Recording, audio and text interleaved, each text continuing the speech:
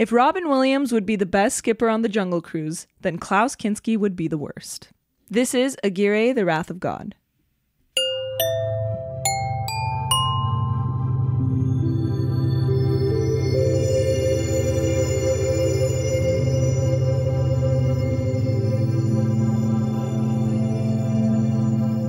Welcome, Hey. one and all, to Seen and Heard. This is the podcast where two industry professionals, aka assistants, Thank you. talk about the Sight and Sound Top 100 Greatest Films of All Time list. I'm Greg. I'm joined by my co-host, Jackie. Hello. And actually, today marks kind of a special occasion because this happens to be our 25th episode. Wow. I guess not counting our introduction, like our 15-minute introduction episode. This is our 25th film that we've done for the podcast. Happy quarter episode anniversary. Yeah, it's special, right? It is. Maybe I should have opened some champagne or something. Maybe. This is our Too first late milestone. now. It's our first milestone. Yeah, it is. It is. And it feels really great to be here. I'm very grateful. And it's been really fun. No Yeah. complaints. Did you think we would get to 25? Yeah. I thought so too. We'll see about 50. See about 50. What's been like your is it bad to ask what's been your favorite so far? But it can't be something that you had already loved before we started doing this. I mean, not to sound totally like pretentious, but most of these movies I had seen before. I guess Earrings of Madame Duh still stands out. I know we talk about that one off mic a lot. Because it's so good. I'd seen that before, but I didn't care about it and I forgot about it. It was years ago. That's and then fair. Revisiting it for that episode, like it was such a delight. Yeah, That was a it good really one. was. Yeah. It really was. Any of the Archer stuff, while I already loved it, was great to go through. There's Great to talk about, huh? Yeah, it's great to talk about. Yeah. And we're both like equally as enthusiastic with Powell and Pressburger, Yeah. so that's been fun. Oh, speaking of, did you hear about, I think Martin Scorsese is producing a Powell and Pressburger documentary. No, I heard the really? news like a few weeks ago. Yeah. No, I didn't know Yeah. that. That's Yeah. super cool. Yeah, that should be fun. Well, it's in the right hands with Marty. 'cause Yeah. Him and Thelma Shoemaker, you know. Yeah. God, I always forget that. Yeah, Michael Powell's widow. Yeah. Is Martin Scorsese's editor, Thelma Schumacher. Mm-hmm. Yeah, I'm trying to think of, it's been like the Powell Pressburger. It's been like Colonel Blimp, I want to say. Okay, probably like a three-way tie between Colonel Blimp, Ali Fear Eats the Soul, and Madame Duh. Ali, nice. Yeah, I loved Yeah. it. Yeah, it's funny when doing this podcast, there are episodes that we look forward to more than others, you know, because obviously outside of the Personal Prince series, like we're not choosing these movies, we're going up the list. And so there's some that maybe you can tell in our voices we're a little bit more excited to talk about than others. Something like Battleship Potemkin, you know, was, again, the movie has a lot of merit, but it's not like I woke up that morning being like, oh, I get to talk about Battleship Potemkin later. Like, I'm so excited. So, you know, there's ebbs and flows. But Of course. should we say our least favorite that we've... I don't know. I know what I can say, actually. Go for it. The Searchers. Probably same? Yeah. I'm trying to think. What else? I really liked Man with the Movie Camera. I mean, You did. You went hard on that one. I like Intolerance. I'm trying to think of the homeworky ones. I liked Battleship. Searchers made me kind of mad, but it was still entertaining, kind of. Like, maybe Searchers. Yeah. Yeah, even then, I don't hate The Searchers. I just don't like it that much. I don't think it's that great. I think it's super overrated. I think so too. You're totally right. Yeah. To be number 4 on the, was it 4? Was it 5? It was somewhere up there, 6 really or high. 7. Yeah, it was definitely in the top That's 7 crazy. somewhere. Yeah. Yeah. I think it was 6 or 7. But yeah. Well, I look forward to all these great movies ahead. Same. Not just on the list, but on our Personal Prince series. Last week we did Brazil, which I was super talk about waking up excited to do a specific episode. That Right. one I was like over the moon. I was so excited to do that. It was really fun. So yeah, this week we're back. This is number 90. So it's another tied for 90. The last one we did that was Matter of Life and Death. Yes. Yes. We're at the bottom of the list this week. Yeah, we're back at the bottom. So this is... Tell the people what we do. We ping pong. In case you didn't know, we ping pong back and forth. So yeah, we do a movie from the top of the list and then the bottom of the list. We work our way towards the center. This week we're at the bottom. And of course, Sight and Sound is weird. They have a bunch of ties. This is another tied 90. I think the next movie after this, or 2 movies from now, 2 episodes from now, will also be number 90. Still okay. I think there's 3 ties for 90. You can see, by the way, the entire list on our website. I mean, you could just Google Sight and Sound greatest films of all time, but you can also find it on our website, which is just seenandheardpod.com. And that's seen, the word, and heardpod.com. Yeah. Not an ampersand. We have a whole tab there where we have the list written out. We do indeed.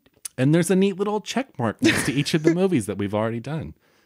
So that's fun. It is. One of my favorite things is putting a check mark after every week when I get to put it's so a check mark. satisfying, right? It's so satisfying. Yeah, if you haven't checked out our website, check it out. And also, we'd love to hear from you. If you have questions, you have comments, you just want to say, hey, drop us a line. You can either find us on our website, or if you email us, we're just hello@seenandheardpod.com. Mm-hmm. So send us a note. Drop us a note. Do it. Yeah. So, Jackie, what have you been watching this last little bit? I say a little bit just because our last episode was a personal Prince episode, and we don't do the whole "What have you been watching" segment on those episodes. I guess so that we dedicate a little more time to talk about the films themselves. That, and also those exist on their own. Yeah. Those exist out of time. Yeah, I like to think about them like that. Yeah. But what have I been watching? Well, okay, so 2 weeks ago, we went and saw, well, actually 3, since you guys are listening to this next week. I went and saw Memoria with you. Sounds familiar. Yeah, the new movie from the Thai filmmaker who we called Joe. Yes. Because I'm not going to attempt. I think I did attempt on one episode to pronounce his name, and I made a fool of myself. But Joe made a fantastic movie. I totally buy, like, now, I totally get this whole refusal to not ever have it. Like, the film itself, if you guys don't know, is never going to be available to stream, and it's never going to have like a home release either, like a Blu-ray release, right? So this is what they said, because Neon has the US rights. And something happening? No. So Neon just has domestic rights for the US. And I actually just heard today, I was going to text you, but I figured I'd save it for the podcast, that in the UK, this is coming out on Blu-ray in like July. Oh my God, that sucks. No, it's amazing because now I can actually own it. No, because there's too much pressure. Like in that screening, I was trying to take I was trying to drink it all in. I was too. Like, this might be my only chance to see this movie. So yeah, it's coming out in the UK. So for those of you who have a region-free Blu-ray player or region B, it is coming out in the UK in July. So I will definitely be on that so I can watch it again. But listen, like, it makes so much sense to see it in a movie theater. Oh, of course. Like, actually. Yeah. And we did our part. We saw it in the theater. I watched Uncle Boon Me at home. It's all right. I watched Uncle Boon Me at home. Yeah. But it very much is like this mystical ride, and it's very much in line with Uncle Boon Me. A lot of the same themes of like reincarnation and different lives, and it was great. I mean, we saw it at like 10 o'clock at night, and it's a 2.5 hour movie where really like nothing really happens. A lot of sounds, incredible sounds. But nothing happens. I mean, in the sense that I'm just saying, like, and it was like so cold in the theater. Like, I was so freezing. Oh, it needs to be cold. And then this guy to our left was snoring, like full on snoring within the first 10 minutes. Oh, and it opens with this really great kind of prelude. Like, it's just 10 minutes of silence. It's still photo. Weren't it's they like still slides photos? almost. Yeah, it's slides. And of South America. Yeah. And there's like writings and drawings like on the slides. Yeah, it was really neat. It specifically says like take this 10 minutes to just drink in the silence. Enjoy the silence, because the movie is so centered around noise, sounds, which is and honestly genius. Great. Because the 10 minutes of silence when the film does start. Oh my God. It just makes every sound you hear that much more impactful. It was almost scary. Yeah. I loved it. I really loved it. It was great. It was kind of everything I had hoped and expected a new film from him to be. It's like, this is what I came here for. to just sit and drink in this beautiful atmosphere and just let it wash over me. We did. We really did. I just wish we saw it at like 9 p.m. rather than 10. I actually argue That's like my witching hour. I argue that 10 o'clock, and I get tired too, but I argue that 10 o'clock was perfect for that movie. Yeah. Because imagine, I mean, I get what you're saying about 9, but imagine seeing that movie during the day. No, I wouldn't want to see it during the day. You can't. Yeah. You have to have the magic of night wash over you first before you can enter into that world. Yes. So what else have you been watching? Oh, really quick. I did see The Northman, and yeah, you're right. Way too much testosterone. It's a movie. Like, it's literally, there's no other way I can describe it. It's just like, yeah, it's a movie. I don't want to sound like dumb, but I don't know.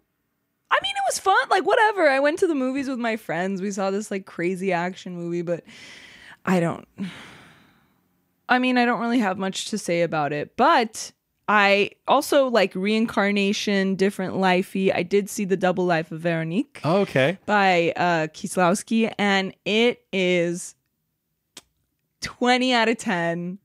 Beautiful. Like, it is. Have you seen it? You know what? That's one of the only big Kieslowski movies that I have not seen. So I've been on a binge of his recently because I freaking love him. Like, he's so good. Yeah. He like really taken too soon. It's truly a tragedy that we lost him so young because he is an absolute genius. And it's just one of those movies that it's constantly surprising you. Its look is like beautifully moving. It has these like filters and it's just it's gorgeous. It really, really is. And obviously this is true of like any great work of art, but I truly believe that it's one of those movies that like based on who you are and what you're going through, you see a completely different movie. And the epiphany is like so gentle but like overwhelming. It's great. I need you to see it. I need to see it. It's about it's about so many things that based on whoever's watching it, like you're going to have a completely different moment of enlightenment and catharsis. It's, Oh, I can't wait to see it. It's so good. I love it. Honestly, probably my favorite movie of his. Wow. Hey, I've heard that from people. I love Blue. I love Blue, but like... Blue. And Red. No, did you see Red? Red is great. Yeah. I also really like White. I love everything of his. He's one of those guys where it's like, I really... Yeah. Yeah. Everything is great. Yeah. But yeah, you should see it because it is beautiful. Anyway, what have you been watching? A lot, so I'm going to whittle it down. I saw a British movie. I think it's a made-for-TV film. I could be wrong. It's from the early 70s called The Amazing Mr. Blunden, which is completely unknown in the States, but has kind of a cult following in the UK. And it kind of follows in the British ghost stories for Christmas tradition. You love those. Which I love. I try to make it when I have kids, I'm going to try to do that like Christmas Eve. All right, guys, it's time to watch our British ghost stories for Christmas. You. You need some like sourness to balance out all the sweet. But anyway, so it's kind of like in that tradition, but this one's a little sweeter and a little more aimed at kids. Basically about two kids that go to this, move into this old mansion, and the ghosts of the prior kids come to visit them. But it's all very friendly, and the kids were basically killed, and they want the new kids, the living kids, to go back in time with them to try to avoid them getting killed. But it sounds darker than it is. It's, if you guys could see my face right now, it's really light. It was fun. It was a good time. Worried about your kids. I also saw The Hero, the Satyajit Ray movie we did for the film club, and I have this to say, this very controversial statement. It is basically his response to 8.5 in a lot of ways. Like, I don't think he saw 8.5 and went, okay, I'm going to like just do my own version. But in so many ways, this is his 8.5. I like it more than 8.5. Wow. Yeah. It's really great. If you haven't seen it, oh my God. I also saw a movie called The Coca-Cola Kid with Eric Roberts. You did? I did. And I don't even want to explain the plot. All you need to know is the poster is Eric Roberts with his shirt off, holding a glass bottle of Coca-Cola while he has his arms around this naked woman. Great. So I thought it was going to kind of be this like bizarre 80s comedy, which it was, except it wasn't funny and it wasn't good and it wasn't bizarre enough. So I actually did not like that one. And then lastly, I just want to say, last night I watched The Man Who Shot Liberty Valance for the first time. Oh my gosh, that's been on my list for so long. So here to tell you, Good movie. We just talked about The Searchers, and I like John Ford outside of The Searchers. I think The Searchers is a really underwhelming movie. It's just so weird that that's like his most famous. Man Who Shot Liberty Valance was made a few years after The Searchers. It's in black and white. It's very intimate. It's very contained. It all takes place in this small town. John Wayne is a supporting character, and the lead is Jimmy Stewart. Who is Liberty Valance? Lee Marvin. Oh, I thought it was one of them. No. Okay. They're kind of friends in the movie, but... Did the song come out before the movie or after? So here's the thing. I grew up with that song. Me too. That's a Burt Bacharach, Gene Pitney song. Yeah. And I always assumed, because that song's very goofy, right? And I was like, I pictured the movie in my head. Like, okay, John Wayne and Jimmy Stewart, they're like slapping each other's asses and the song is playing. No, it's actually a very stark, quiet, kind of like smart movie. But I found out the song does not appear anywhere in the movie. And I found out that while they were recording the song, they got word that the movie had just been released. And like, oh, okay. So the song was kind of just released as like its own thing. Okay, it had nothing to do with the movie. But it was a big hit. The song was a big hit. But the song... It was commissioned like for the movie. Yeah. The movie is that the plot of the movie? Honestly, it's been so long since you heard the song. Since I heard the song and I like listened to the lyrics. All I remember is the man who shot Liberty Valance. Yeah. The gun goes off. Yeah. No, I'm sure it is kind of like the rough plot. But that's so funny. It just reminded me why like I like John Wayne not John Wayne. I like John Ford when he's contained. Yeah. And he's doing it all takes place in one town and it's in black and white. It's just very interior. Mm-hmm. And I loved it so much more than The Searchers. Wow. Highly recommend. Honestly, It like cleansed my palate after The Searchers. Maybe it's like a controversial thing to say, but why? No, it's not. Because The Searchers is so beloved. And on paper, I love The Searchers. I just think the film is just kind of unrewarding and it's too broadly comedic and stuff. This was much more, it felt more serious. I don't know. Plus, you got Jimmy Stewart as the lead this time. John Wayne is just the backup. So, anyway. That's how excited I am for John Wayne. Very excited. Anyway, with that said, should we get into this week's film? Let's do it. 1972, Werner Herzog, Aguirre, The Wrath of God.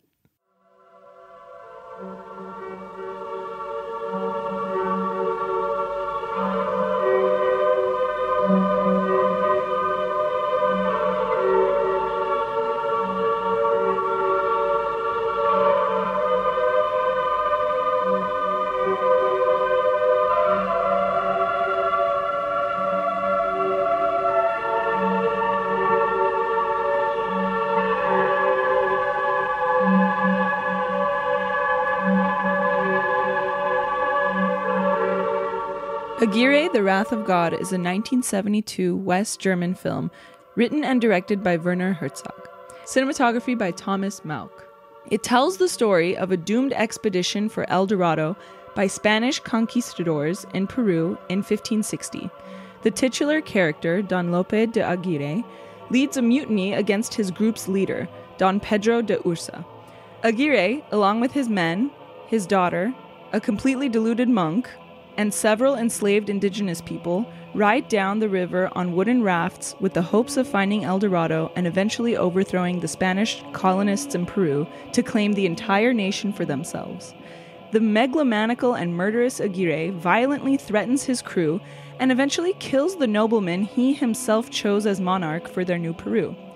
Finally, the party is overcome with starvation, hallucinations, and attacks by natives until Aguirre is the only one left.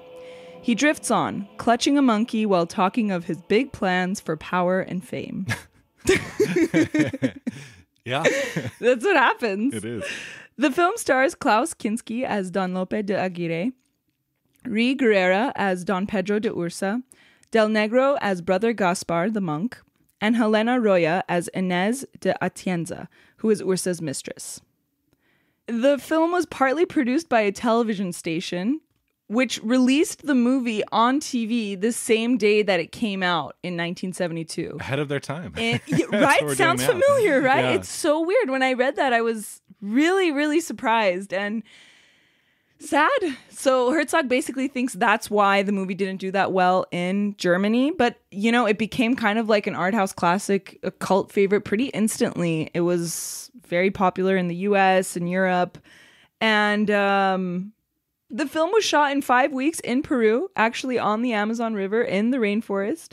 The budget was $370,000. Yeah. How wild is that? There was like 8 people on the crew. Eight people on the crew walking through the rainforest, sitting on rafts. It was shot on a stolen 35mm camera, which Herzog stole from the Munich School of Film. Good for him. And I'm just like confused at all of this. Like how? How did this film happen? How was it made? How? That's Herzog in a nutshell. Really. Right? Yeah. But it was actually really bad. Like they didn't have enough money for like food for the cast and crew. Wild, crazy. And another fun fact, the film was shot in English because that was the only common language between the entire cast and crew. So yeah, it was shot in English and then it was dubbed in German, but apparently Kinski demanded too much money, so another actor dubbed all his dialogue, the lead role. Yeah. Isn't that weird? Yeah. This is the first of 5 collaborations between Herzog and Kinski. In fact, Yeah. Herzog, this was his 6th feature, and he was only 28 years old when he made this. Wow. Yeah. That's Do you know about very Herzog's impressive. upbringing? No, tell me about it. He grew up in the mountains in some mountain village in Germany and didn't see a film until he was like 17 or something. Wow. Until he like came down from the mountains. But I love that. And it kind of shows I in love his it work too. of like someone, he's like those filmmakers who you don't feel a bunch of influences from other films. Like a Herzog film is pretty pure Yeah. because he's not drawing on all these other movies. And, Yeah. You know, But obviously, I mean, we'll talk about this later, but Apocalypse Now and like Malick, honestly, like I for sure. totally see. yeah, this movie has this a in them. Yeah. wide-reaching influence. Yeah. But that's interesting that he had never seen a movie. I love that. I think that that's so cool. Yeah. That's like some different kind of genius. That's like Yeah. He grew up like reading and stuff, you know? lovely. Sounds like a nice childhood. So Kinski and Herzog were butting heads. This is kind of like To put it mildly. Yeah. So Kinski thought that Aguirre should be this like really kind of angry and loud and menacing villain, but Herzog didn't want that. And apparently he would make him kind of like scream and get out his jitters before he started rolling the camera. Yeah, he would to say get the kind something. of quiet performance that he got. Exactly. He would say something to Kinski to piss him off. Mm-hmm. And Kinski was known to just rage for like hours. And then once he got it out, then Herzog would shoot the scene. Yeah. And then there's like stories about this basically being held at gunpoint, Kinski being held at gunpoint so he doesn't leave the set by Herzog. But then Herzog said, I never did that. But there were all these rumors. What he did say, so I did watch, in a companion to this movie, as a companion piece, I watched Herzog's documentary, My Best Fiend, which I had not seen before. And it basically details it's a whole documentary about his relationship with Kinski and how volatile it was. That's awesome. But essentially, there was a breaking point. There's so much to their relationship, but there was a breaking point where Kinski was often known to like break theatrical engagements or walk off sets. And this was pretty far into this movie.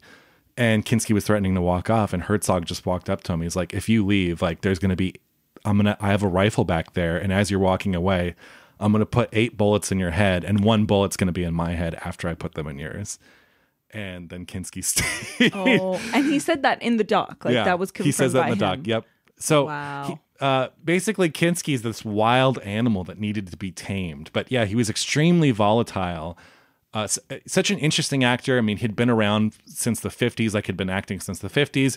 Was in a lot of cool like spaghetti westerns in the 60s and stuff and 70s. He's one of my all-time favorite westerns, The Great Silence. But and he's in some of the Sergio Leone westerns too. I think he's in For a Few Dollars More. I could be wrong, but I think that's the one. So their relationship was very, very chaotic, to put it mildly. Kinski was a very volatile, angry person. Herzog literally has called him a monster. And Kinski would just scream at everyone around him for basically nothing. If he was never the center of attention, or if someone said Herzog mentions a critic writing that Kinski was brilliant in this play, and Kinski like threw stuff at him. He's like, I wasn't brilliant, I was outstanding, or something like that. So he was a crazy fuck. Not just that, unfortunately, obviously he has a famous daughter, Natasha Kinski.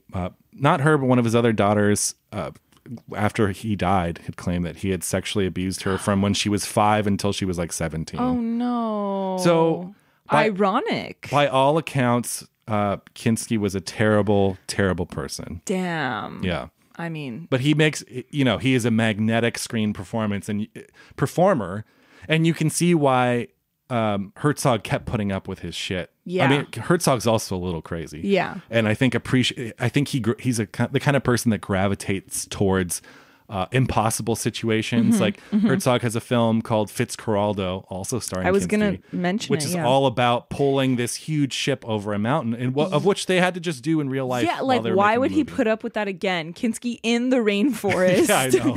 Again. That's crazy. Yeah. So Herzog, I think both men were drawn to these like impossible situations. And so yeah, they had on this movie, it was either Aguirre or it was Fitzcarraldo. One of the natives who was helping on the film went up to Herzog and in all seriousness said, like, do you want us to kill Kinski? And he's like, no, I guess don't. And Herzog in the documentary, My Best Fiend, says like, even it was like a couple films later, while they weren't working together, he's like, yeah, I had a plan to like firebomb Kinski's house and like kill him. What? Yeah. So there's a lot of history between these guys. And by all accounts, like if you Google Klaus Kinski or you on YouTube, all these clips come up of him just like shouting at people or being on stage and like yelling at people and calling people pigs. And like, he was fucking crazy. Wow. Out of his mind crazy. Wow. Yeah. Well, what are your initial thoughts about this movie? So I'd seen this before. This is like my 3rd or 4th time seeing this. I had a big Herzog phase close to 10 years ago where I hadn't seen any Herzog. And I was like, oh, I'm going to fix that. And I started going through and I saw most of his big films. And of course, this is kind of like the seminal Herzog film. I love this movie. As we talked about when we did Ali Fear Eats the Soul, I love new German cinema. The German cinema of the 70s going into the 80s is one of my favorite sort of like movements. I'm a huge Herzog fan. I'm a huge Wim Wenders fan. I like Fassbinder too. Fassbinder's a little more hit and miss for me. I think Wenders and Herzog are more interesting. It's funny. Again, I think in each of these scenarios, there's a huge piece of shit involved because Fassbinder was also a huge piece of shit. Yeah. So yeah, I love this movie. I think it's amazing. I think it just gets better each time you watch it. I think the first time I saw it, I was expecting a little more from it because it's such a grand premise. Like conquistadors go on the search for El Dorado, and you're like, oh my God, it's like a descent into madness. Yeah. And I think I was almost expecting something more like Apocalypse Now, which is heavily influenced by Aguirre. So I think the first time I saw it, I was like, oh, that's it? It's like 95 minutes long. And I was like, oh, okay. Yeah, sure. But I've seen it a couple times since. This is what I like to call a pocket epic. It's like a 90-minute movie that's able to, it feels like an epic. And when you think back on it, like your recollection is this huge sprawling movie, but it's 90 minutes. Yeah. And I love those kinds of movies. What did we recently say that about? Oh, Seventh Seal. Yes. Seventh Seal. So yeah, I don't know. Yeah, I heard Phil Spector used to call his movies like pocket symphonies, and said this is a pocket epic. Well, he had a background in opera. I learned Herzog. He directed like a bunch of opera. Yeah. So symphony. Exactly. But no, so I love the film. I think this is one of the purest Herzog films. I think it's just so iconic. It's hard to watch this movie now. Because it's just so, every scene is like so kind of like iconic, and the image of Kinski with the conquistador outfit and the helmet is just so iconic. But yeah, I love these kind of like low key downbeat movies. And again, the way that Herzog wisely plays Kinski down, whereas Kinski's urge was to go up. Yeah. And play the super huge. Yeah. And isn't it interesting that he ended up being dubbed? So like even when he is yelling, that's not even Kinski yelling. I know. Yeah. I think the sort of electronic score by Popova is really evocative and really helps the movie. And I mean, again, this is a lost era of filmmaking in terms of like actually going to the location, actually suffering all this extreme hardship to make a film. You don't see this anymore. Craft service table on one of those rafts. And I'm not saying it's the way to do it. You know, people have been seriously hurt on Herzog's films. There was a guy, I think he was on Fitzcarraldo. There was a guy that got bit by a snake on his foot. Oh my God. And the guy just picked up a saw and sawed his foot off. Oh my God. Because he knew if he didn't, he would have died. Well, I read that Kinski shot someone, like the tip of someone's finger off during the shoot of this movie. Like some crew member who was making too much noise. Yeah, they were in a hut and Kinski just fired into the hut. Like what? Like he could have killed somebody. How was he not arrested? It was the Wild West. It really was. Oh my God. Yeah. The Wild West, Germany. Exactly. In Peru. In Peru. But yeah, this was actually all shot mostly just outside of Machu Picchu. Yeah. Yeah. It's so beautiful. But yeah, it's one for the books, as they like to say. It really is. Anyway, how about you? What are your first impressions? This is, I mean, first impressions of this movie, it starts like, and I mean literal first impressions, like when it starts, pretty spectacular. Like it's so beautiful from the start. I'm kind of obsessed with how it starts where the monk, who's like actually a piece of shit, but it opens with him saying like, in the morning I read mass and then we descended into the cloud. And then they're literally walking in a cloud. And it's... Am Morgen las ich die Messe, dann stiegen wir durch die Wolken hinab. It's so... just magical. Like, I know that's a simple term, but it really is magical. And I can't believe that they shot this with like one camera. And like, how? Like, what other equipment did they have? Because it's crazy. They're on like the other side of the mountain. I mean, I guess it was like a zoom lens, but like, I don't know. It just looks so beautiful. And then, well, I'm not going to talk about it now. Might talk about it later. Another shot that follows. But yeah, I think the minimalism... Do we both have the same favorite It's impossible not to. It's impossible not to. I'm calling it now. We do.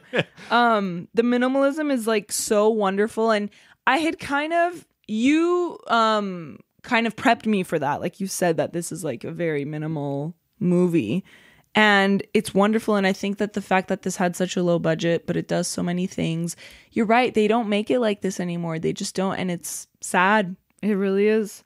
I think it feels longer than it is because of that minimalism and because it's so slow and the scenes kind of mesh together and it just takes its time. Like, and that's why it feels long, even though, I don't know, it's wonderful. Yeah.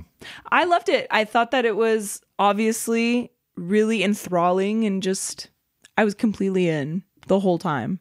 And it's only 90 minutes. Isn't it great when a movie can just completely hold you in its hands like that? Yeah, it really is. And you're watching it and you're like, I'm so invested in what's happening right now. And this movie's just cradling me. And I so completely trust the film to do what it's going to do. Yeah. It's a great feeling. That's what, as a film lover, that's the feeling I'm always chasing, is to have a movie just hold you in its arms. Yes. Because it's a rare thing. Yes, it is. Honestly, it's rare, and that's sad. It is. But it's true. Yeah, it's true. I'm thinking again of the double life of Veronique because I've had a similar feeling. Stronger in that movie. Yeah. But like, it is rare. Anyway. So do you know that Herzog made like a bunch of this shit up? Like he basically, it's supposedly based on the diary of this brother Gaspar, who is the monk on this mission. And actually, in real life, he was actually a really nice guy. He wasn't like how he was depicted in the movie. As interesting. Of course. So he did keep a diary, but he wasn't on this expedition with Aguirre. There were two different expeditions that Herzog kind of meshed together into one. So he wasn't even with him. So the whole thing is made up. The whole diary entries, like those are all made up. And actually, Aguirre, do you know what happened to him? No. So he did overthrow Ursa. He did kill Fernando, who is the prince or the emperor that they kind of like reinstate. He did threaten his men. He was a psycho. However, they actually did make it to an island off of Venezuela. Like, he didn't die. His crew a lot of the crew did die, but a group of them actually made it to this island. And found El Dorado. I wish. No, they tried to go to the mainland to take it over, but they were obviously stopped by the Spanish authorities. And they told his men, if you guys give in right now, if you surrender, you will all be pardoned. And they all immediately put down their swords. And before Aguirre was killed, he murdered his own daughter because he didn't want her to be with anyone else. And then he was killed and dismembered, and they were his parts were publicly displayed. Wow. So he didn't just die on a raft holding a monkey. So he was killed by Spain. Yes, They tricked them. If you'll be pardoned, and then they weren't. They actually pardoned his crew because they were frightened of him. They weren't loyal to him. They were literally scared for their lives. So they pardoned the crew and killed him because he's a psycho. And How he crazy. was the real rebel. Yeah, right. He forced everyone to. Exactly. But how weird that Klaus Kinski's real life, especially with his daughter and stuff, so closely mirrors the... Right? Yeah. Very weird. And even in the movie, at the end of this movie, he says, when he's kind of in his, fantasy holding the monkey, he's like, oh, if my daughter didn't die, I would have married her and we would have started a pure bloodline. Yeah. This gross, horrible. It's coming straight from his mouth. But I love, okay, and you know this right now, I'm kind of obsessed with movies where death is so prevalent and just everywhere. So, and this one is so much like that. And it's great. Oh, yeah. And it's it's covered in death. It's covered in a Seventh Seal kind of way. And even the chicken cage in the start, I know. Throw that chicken. Was that real? It might have been. No.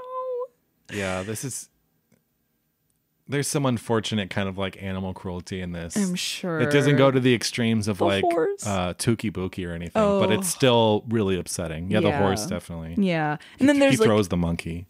Yeah. Oh yeah, you're right. I think the monkey would have been okay though. I think so. Maybe it landed on all four.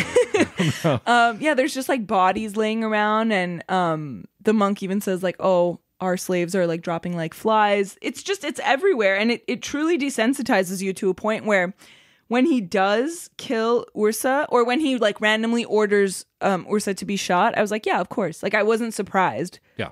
Because just from the start, and then someone gets caught in a trap right before that, and we just see him in wide being lifted Blood up. dripping down. Yeah. So it made total sense when that happened, and I kind of loved it. Yeah. Yeah, and I love when he even starts to have fun with it. So, do you remember? Towards the end. Towards the end, when someone gets shot by an arrow, and he goes, "Oh, the long arrows are fashionable now." Yeah. And then what about the head? The head that counts to 5 or 10 or whatever it's counting to. Yeah. Do you want me to play the clip? Yeah, let's play the clip. It's a fun clip. Yeah, so it's a guy that gets his head cut off by Aguirre. By Aguirre's assistant. And yeah, his name is Pachuca or some Palucha. I think it's Palucha. So yeah, he's counting, and then this happens. 1, 2, 3, 4, 5, 6, 7, 8, 9, 10. He continues counting even though he's been beheaded. Yeah. Which it's things like that. I've heard that's a thing too. I think that can happen in real life. Yeah. Actually, I don't even want to look at that. I love how this movie kind of sets you up from the start of how bad colonialism is. Yes. It's the first title card. It says that the oppressed natives made up El Dorado because, why did they actually? Because it doesn't say why. It just says that they were oppressed and they made up this myth of El Dorado, maybe to get them off their backs, but then that would just make people want to discover more, or maybe just to fuck with them. Maybe to fuck with them. Yeah, I loved that. I loved that title, and I love how... Yeah, it really shows the worst side of colonialism. Everything bad about it. It absolutely does. And a lot of the Letterboxd reviews I read for this were this movie's pro-colonialism. I'm like, what movie did you watch? Not at all. You know what? I think people just like to grab onto something and or they make a statement even though it's completely not relevant. They see something that could potentially be controversial, and then they just decide to, I don't know, Or makes some shit up about it that's not true, or even though... Yeah, it could also be the mindset that if a movie depicts something, then therefore the filmmakers are supporting or in favor of what's depicted, which is why some people thought like Wolf of Wall Street like was Scorsese's like, no, it's clearly like a cautionary tale, guys. Yeah. I mean, stupid. Goodfellas is like that too. Yeah. Like, yeah. Anyway. No, it is like, it really is. It makes it worthwhile. It's not just a survival story. It really is a story about, you know, the evil of human domination, not just like dominating other animals in nature, but more so actually human to human subjugation. Like it's really about that. And it's not just about, it's about the indigenous people, but it's also just about his crew, the way that he needs to have complete control over them, his daughter. It's, it isn't just this like bro-y survival movie. Absolutely. Absolutely not. This is not The Northman. That is a bro-y revenge movie. Exactly, thank you very much. That's true. Did you know that Herzog has like a very interesting relationship with nature. He actually is he loves nature, but he says, in quotes, against my better judgment. Why? I'm going to play a great clip for you of Herzog talking about nature. Okay? Okay.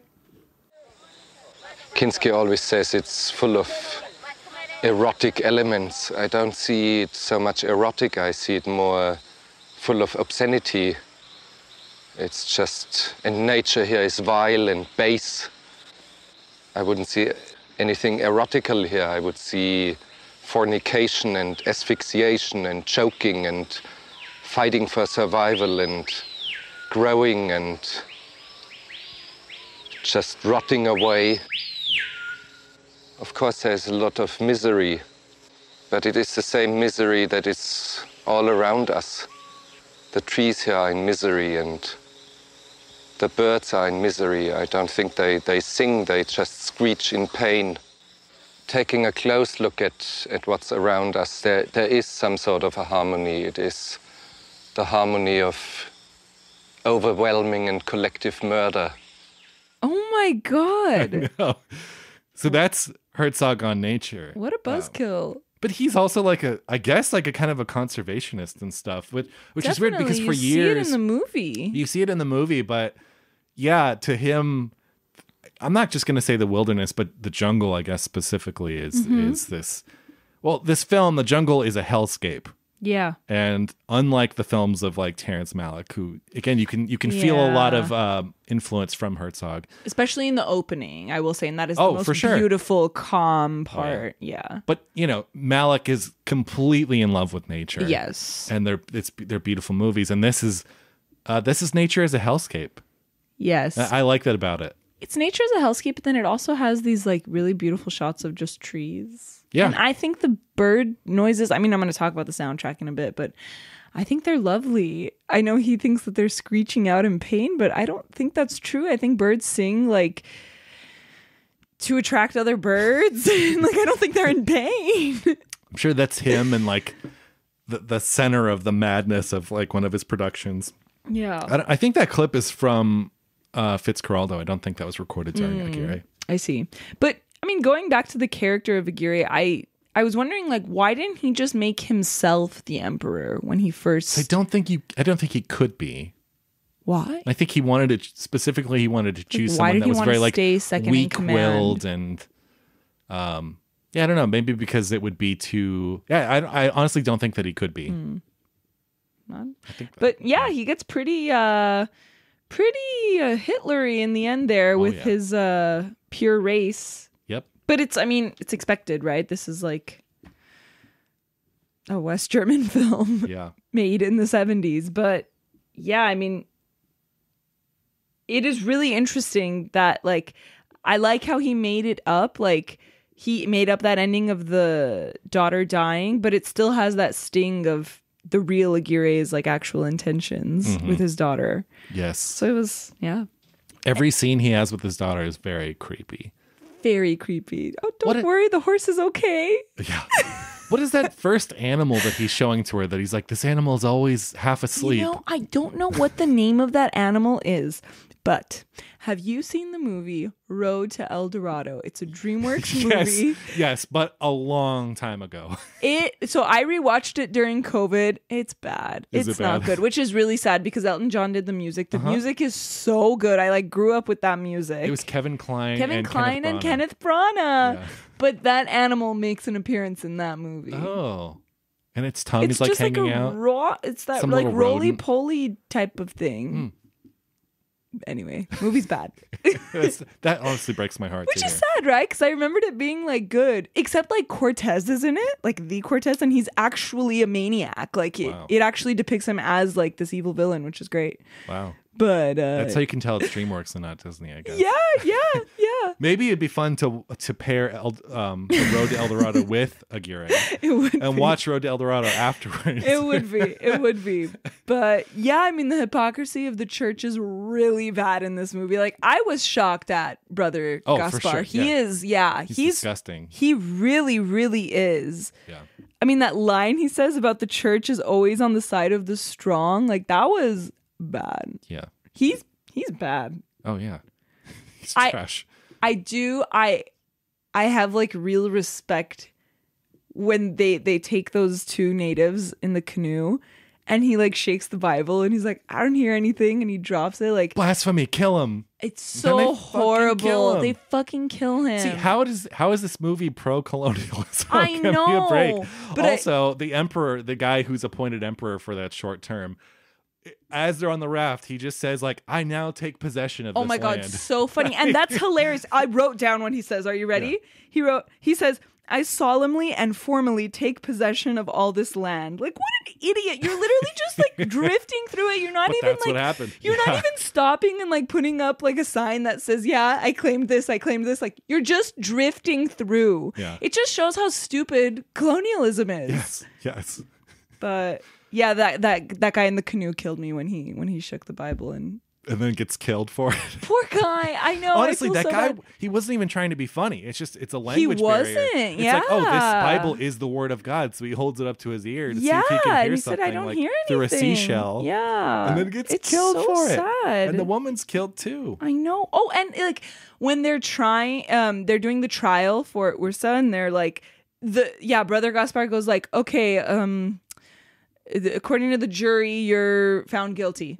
But I'm like, what jury? There was no jury. He literally just made it up. Yeah, Like, yeah. it's all these people just playing Kingdom. Yes, Like, exactly. That's exactly yeah. what it's a bunch of little kids Playing Kingdom. Mhm. Yeah. Yeah. It's so ridiculous. How about, I love the scene where that raft gets caught and that Oh, yeah. Yeah. because it's kind of the first instance that you get where you understand what you're dealing with here and like who Aguirre really is, because the raft gets caught and the guys are stuck and they're just going around in circles and Aguirre gets very impatient. It's like, let's just move on. Yeah. Like, no, we're going to stop here. We're going to stay overnight. We're going to try to help them. Yeah. And of course has them killed and then they're killed and then they still won't move on. Like, no, we have to give them a proper burial, like in consecrated ground.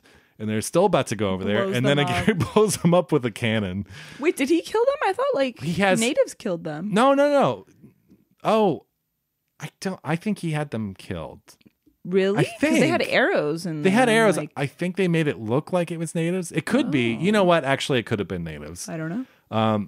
It's kind of mysterious because you don't really see what happens. But then he has his like right hand man shoot the cannon that like blows up the raft so that they can't even bury them. Do you like how he like talks in code? What does Yeah. he say? The cannon is getting rusty, and Yeah. he's like, on it, boss. And then that guy is one head too tall. On it, boss. Also, that guy that just goes la la la la la la la. Yeah, he's so weird. Yeah, he's a creep.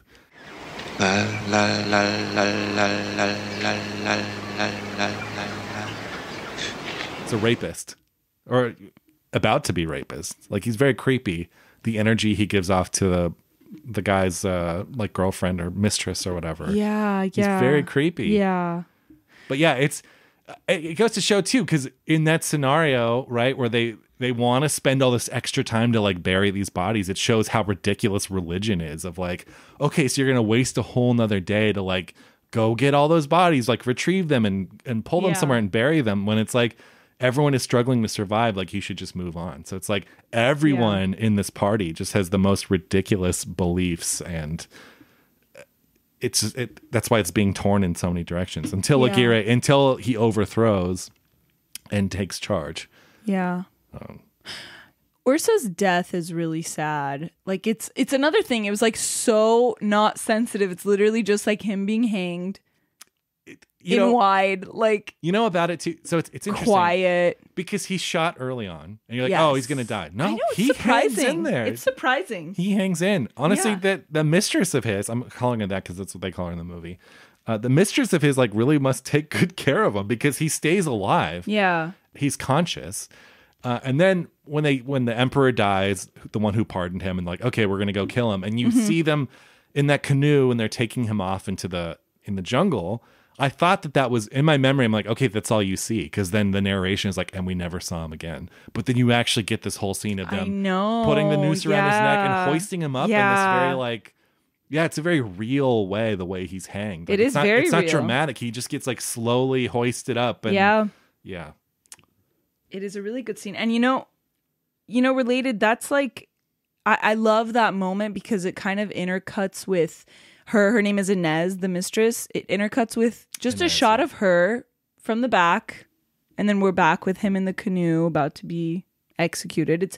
It's these beautiful, like, still quiet moments, and we haven't talked about that yet. Yeah, just the stillness of this movie, the stillness of these moments, the soundtrack, like, and I mean like the actual soundtrack, not like the music. The music is also really, hypnotic, but.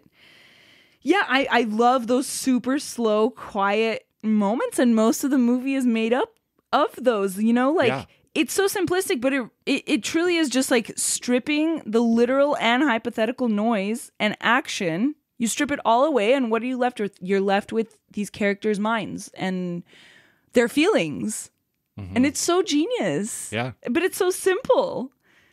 And some of my favorites, like just the raft on the river at the start, when it's like really quiet, the horse, when they kick the horse off of the raft because he's being too loud. But then you get that amazing moment. It's almost like a bad omen where he's just staring at them. He's made it to the shore and he's just staring at them. That is the saddest shot of the movie to me.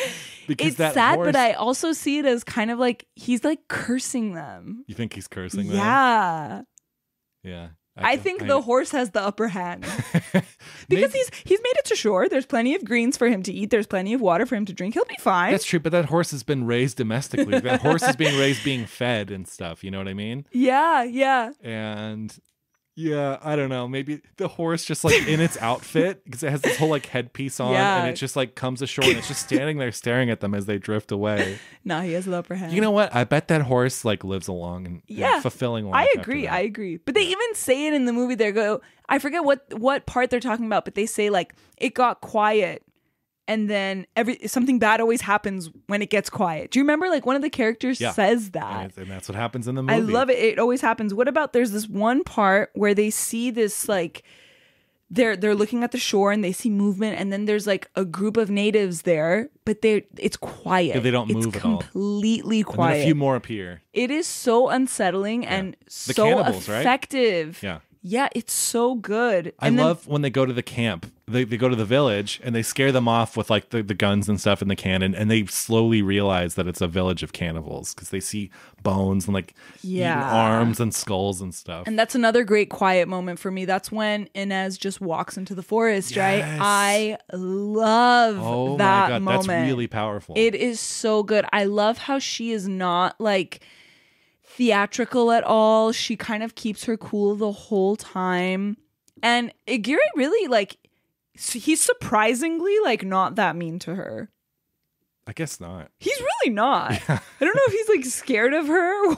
Yeah. Well, it's funny because in real life, Klaus Kinski was notorious for being really nice to like beautiful women. Oh, okay. Because in that documentary, they interview like Claudia Cardinale and stuff. And she's like, really? he was nothing but like super nice to me. She's in that movie. What's it called? The other one in the forest. The other one in the forest. The other Herzog movie with Kinski in the forest. Fitzcarraldo. Yeah, the Claudia jungle, Cardinale's in it, right? Yes. The forest. Yeah. She's in it. Yeah. Wow. So yeah, that was a thing. He was super nice to a lot of his like female co-stars. Okay. Yeah. I mean, like, I guess that's good, but also, I don't know. I love the guy who plays the flute, and I love his quiet moment where he just like stares at the camera. So that was obviously all the natives in this movie were just like locals and stuff. And that guy actually left his village to be in the movie to play that flute. And he was afraid that if he left, that his village was like going to be cursed or something, but he came anyway. So the film's actually dedicated to him. Incredible. Yeah. I love that. Yeah. Go ahead. No, I was going to go back to the horse for a second. Go back to the horse. Okay, so the scene where he like punches the horse, right? There's like, they're on the raft. He's like, get out of my way. And the horse falls. Yeah. It's a terrible scene to see. Apparently what I read is that was like very elaborately staged and like rehearsed with the horse, which makes it a little less awful, but yeah. I can sleep at night now. Thank you.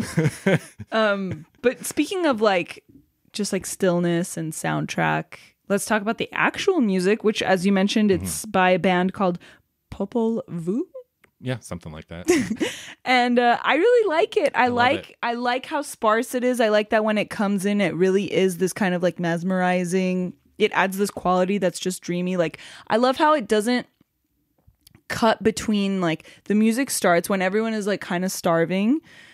The music starts, and then that one guy, who gets shot in the leg with an arrow, he's just kind of like, he's hallucinating, and he says like, oh, this river isn't here, like he just gets shot. But this is after the ship, right? And he just gets shot and he goes, that arrow isn't there, but the music continues. There's no like cue, the music doesn't like swell, it doesn't get like fast, it's just all the same. And it's so great. There are a couple, it's weird that there's a couple moments of humor towards the end, and that's one of them. But it is kind of funny, but it is also very on theme.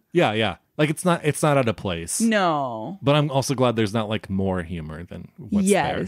Yes. The long arrows have become fashionable. It's hilarious. It is it's a very dreamy movie. It does kind of lull you. It's funny because we talked about Memoria at the beginning, and while Memoria is a totally different type of hypnotic, they're still both hypnotic. And I think this movie again kind of lulls you into the sense of like a dream, but it's also very real, and it's also just surrounded with death. It's a balancing act, and it's perfect at everything that it does.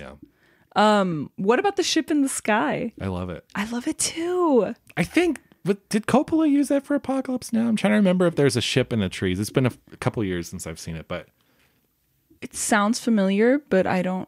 Maybe not. I can't pinpoint exactly. But yeah, Coppola. This was, Coppola will be the first to tell you.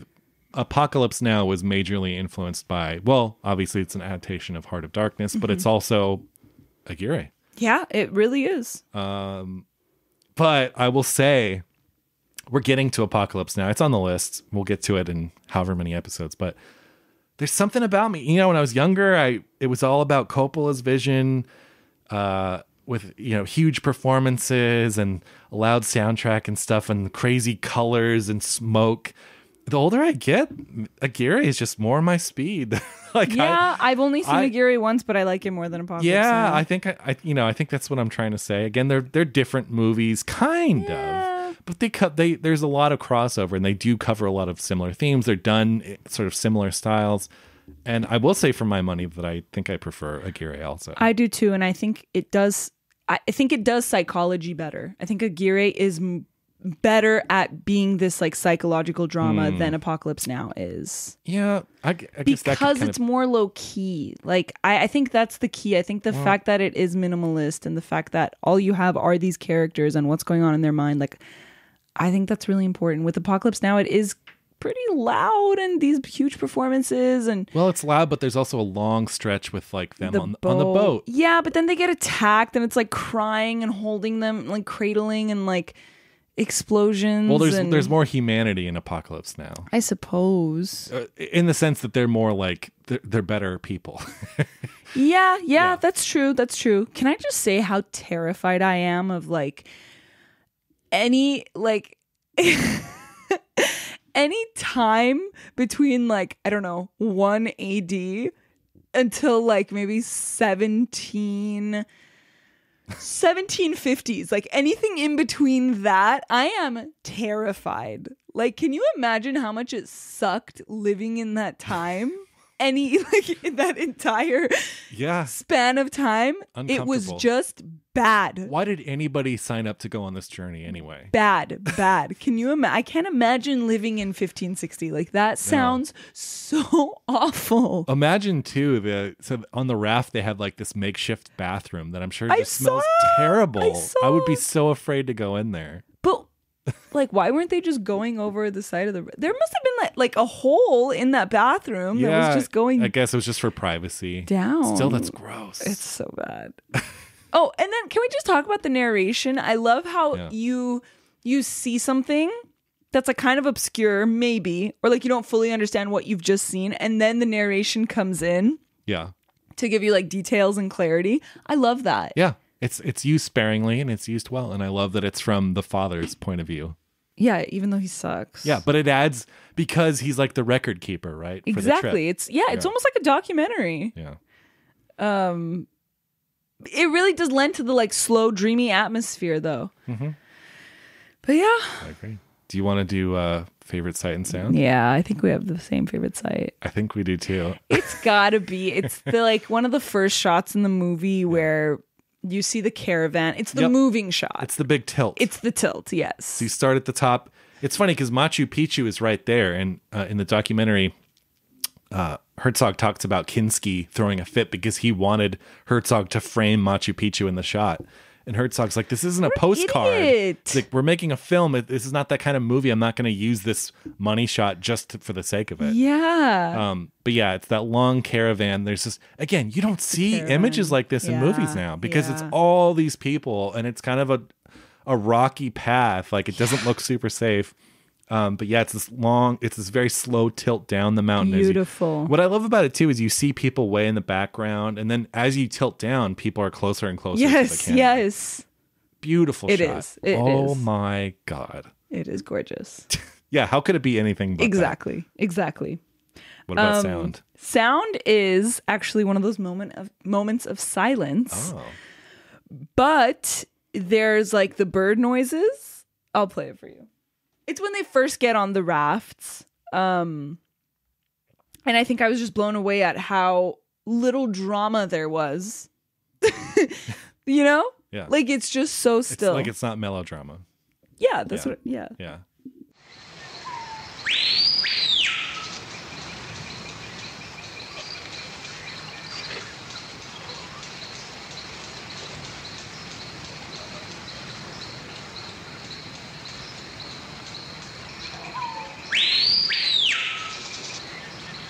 No one's talking. It's definitely selling our whole Jungle Cruise theme for the episode.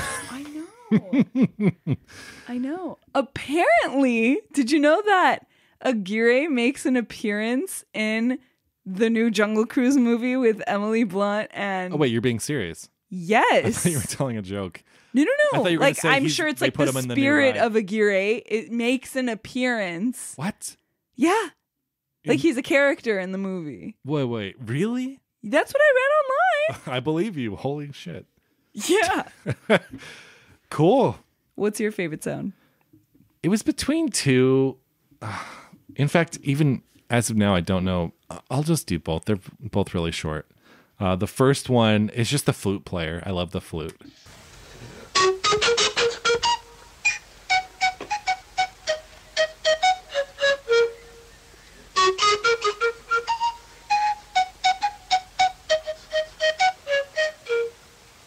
So yeah, that's one of them. And again, the film is dedicated to that man. The other one is just, so there's two main parts of the score. When you first, there's that sort of droning, and then there's like a sort of guitar part. And my other sound is that guitar part that appears a bunch throughout the film.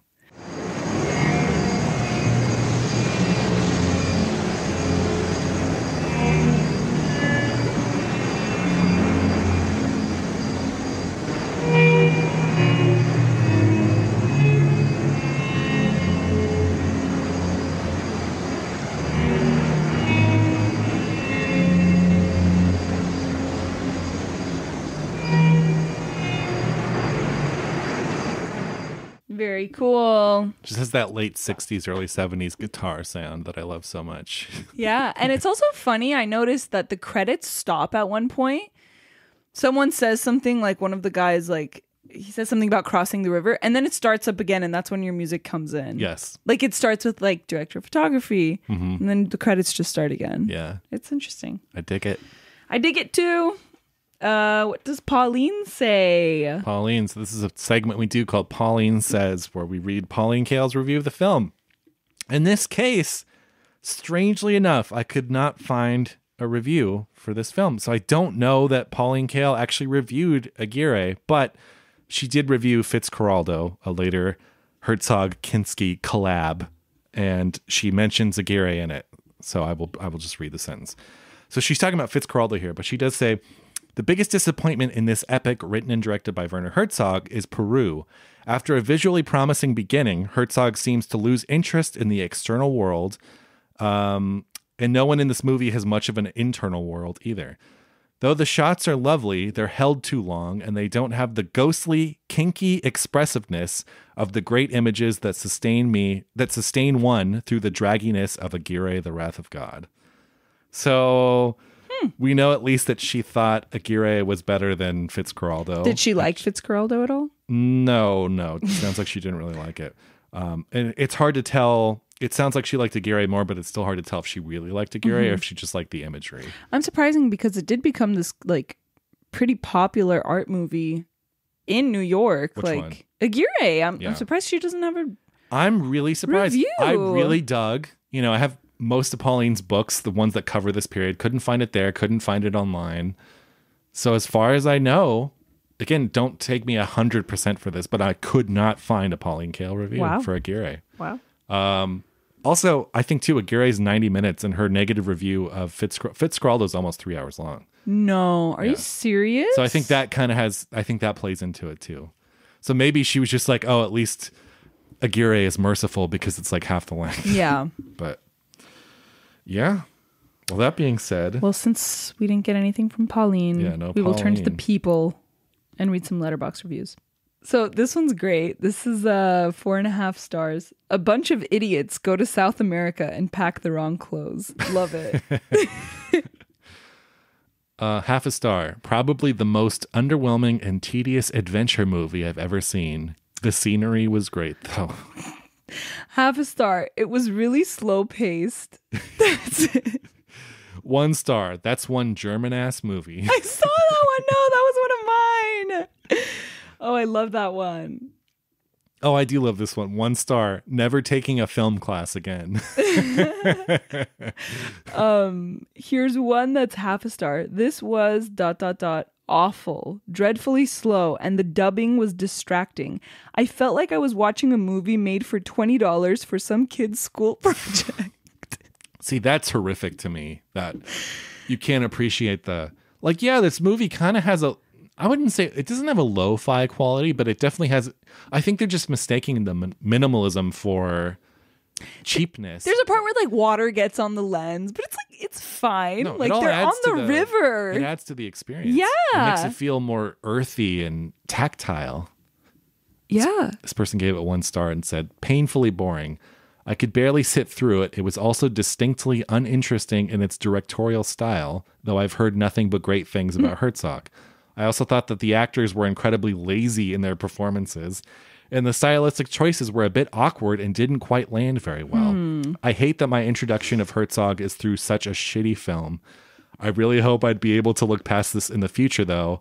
There's no guarantee the subconscious of my mind will ever forgive him for this mess. See, again, saying uninteresting directorial style, saying the actors are lazy. This is a person that is looking for what? Like a big Tarantino film or something. Like they're looking for big, bold, stylistic choices. They're looking for De Palma. They're looking for like Heath Ledger as the Joker. Like, guys, okay, now you're just being mean. I just can't stand the people who cannot find, or they think that it's boring if a movie is more naturalistic and like more subdued. Yeah. Like this movie has a very distinct directorial style. I agree. 1 star. I don't get how it's a masterpiece, but okay. This looks like a student film. The imagery is really low budget, and the cinematographer is definitely volunteered because it just looked so amateur. Oh my God. These Like, people. what? It looks beautiful. It really, really, like, is objectively beautiful. I would love to see that person go out and try to shoot this movie. And then they wrote, how is this a visual masterpiece? And someone said the score is amazing. Seriously? It's just 2 songs over and over again with some ambient sounds. Oh my God. No patience. No patience. Last one for me. A 1.5 stars. Basically the art house version of Anaconda, but with less sequel potential. Except this one doesn't have John Voight with a Spanish accent or whatever he's doing in Anaconda. Oh my gosh. 2 stars is my last one. Film 2 of my 1 movie per year marathon. I don't get it, but okay. I'm still laughing at the fact that they thought 2 people paddling had any impact whatsoever on those big ass rafts. It does when the river's calm.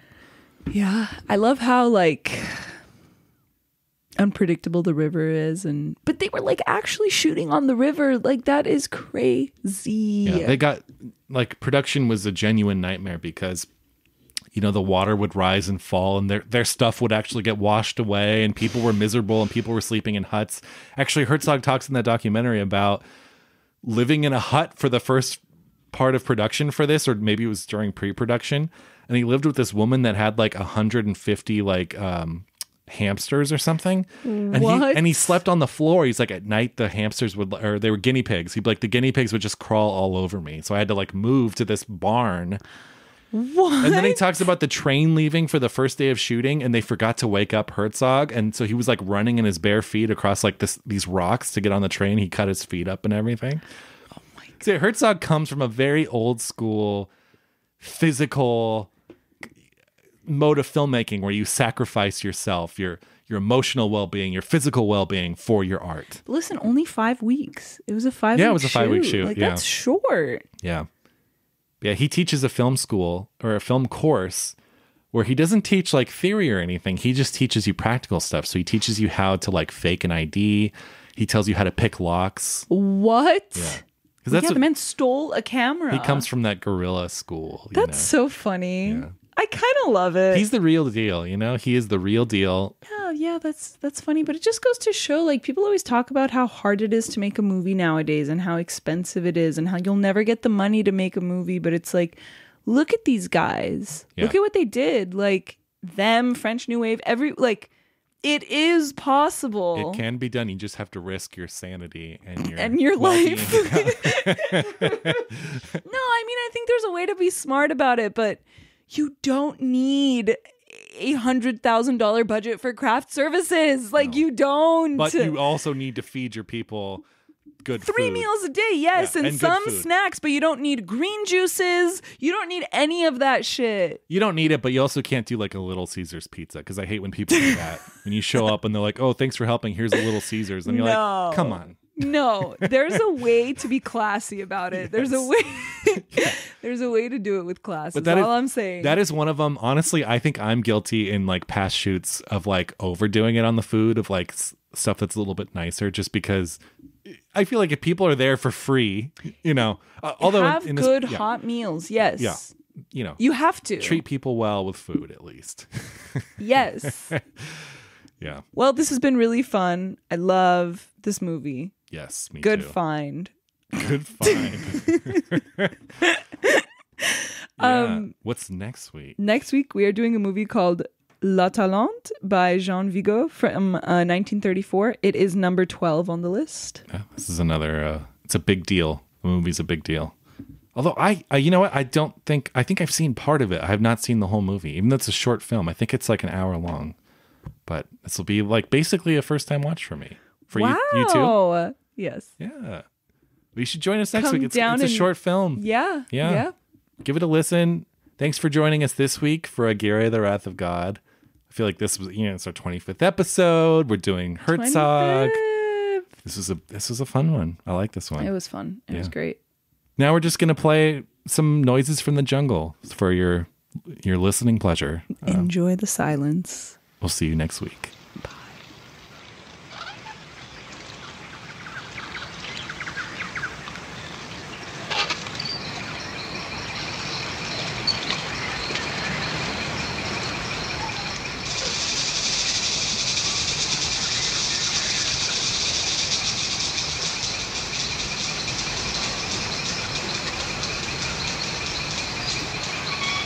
This has been an official podcast of the Arroyo Film Club.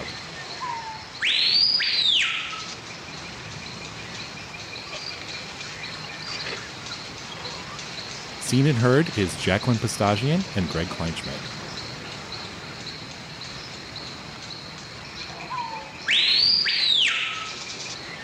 Theme music by Andrew Cox.